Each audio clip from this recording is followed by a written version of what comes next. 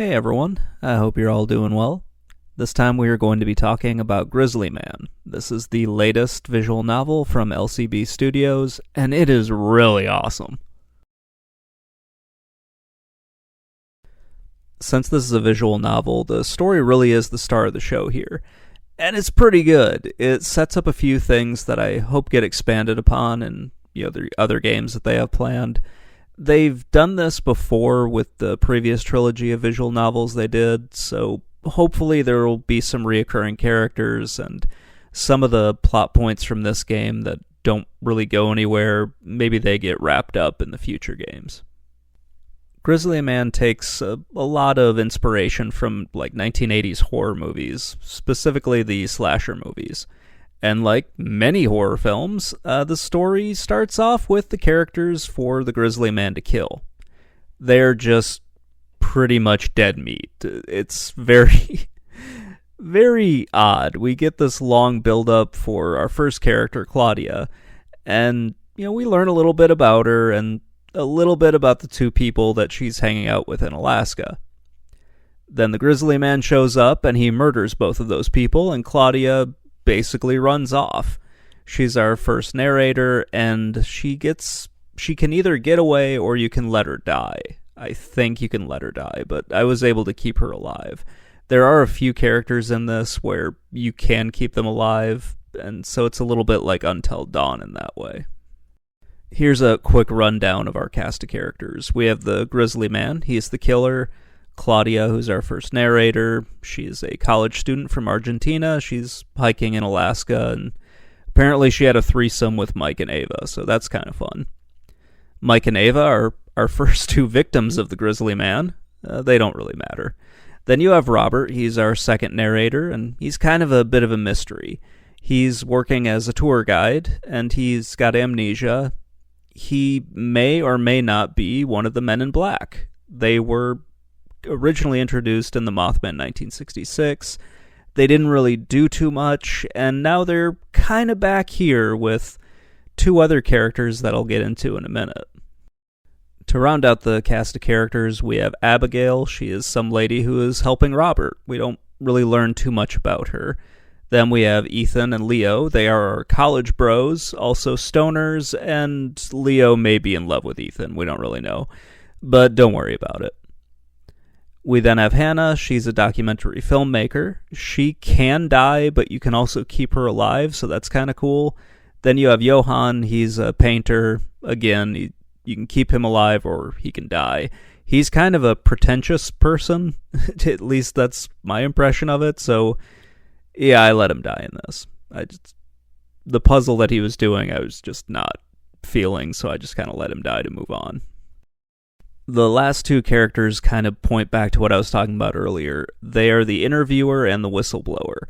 We don't know anything about them, aside from the fact that they may have worked either for the CIA or they have worked for some clandestine organization.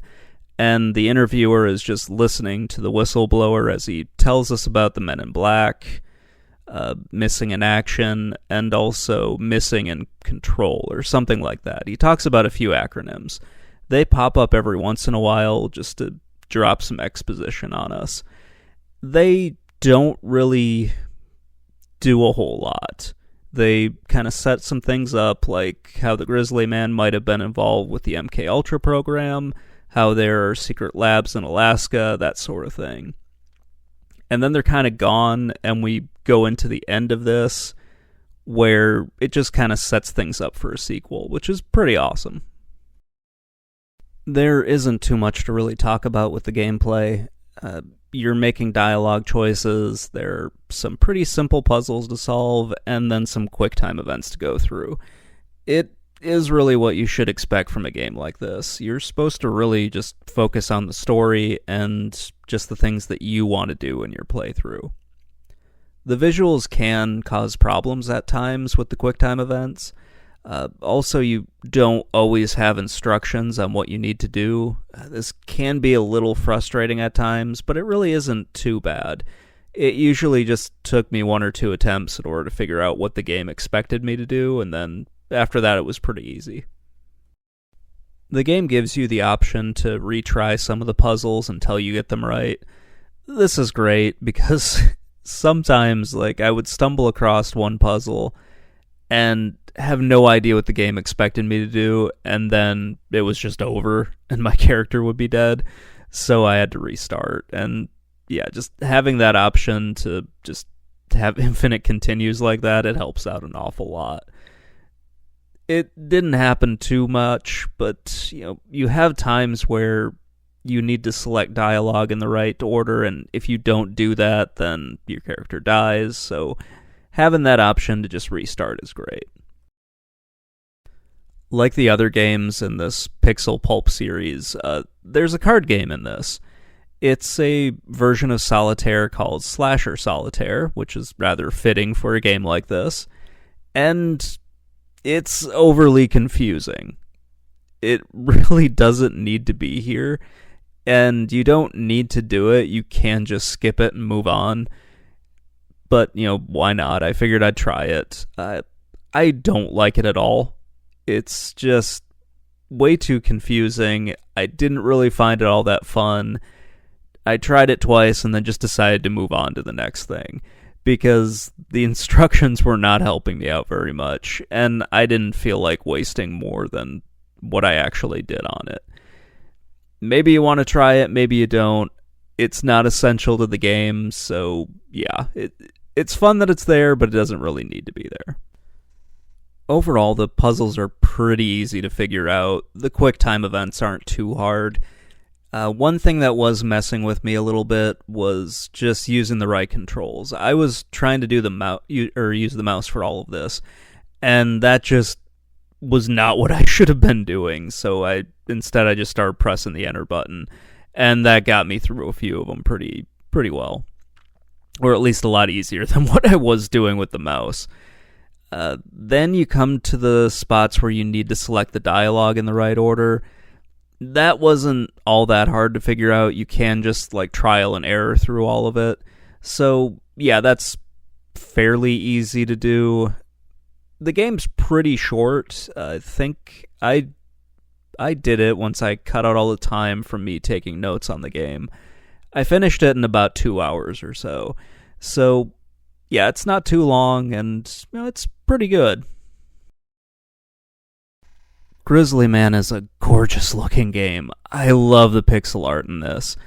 Everything in the game looks really good. At times, though, the visuals do kind of have a negative impact on the gameplay, but that's rare, really. And most of the time it was my fault.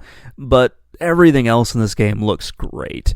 You get a lot of atmosphere in this. All of the characters looked really good. It looks spooky when it really needs to. The Grizzly Man looks really freaking creepy at times. It's just such a good looking game. Since this is a horror game and also a visual novel, the graphics really needed to look good. And yeah, they really look great. There are times where it just looks absolutely beautiful. There will be a little bit of animation in it as well, and it just looks really, really good. It's the kind of stuff that really made me want to sit there and just stare at it. I wish some of these were background images on my computer, or a screensaver or something, because they just looked really good. I loved everything about this. The developers did a really good job of mixing in these really serene looking landscapes and then throwing in something kind of creepy, when it almost gives you the impression that the Grizzly Man's this demonic entity at times. It's so cool. I really loved it. They also switch to a red and black scene whenever you die, so that's kind of cool looking. It's just so cool to see this. I loved everything about the visuals in this game.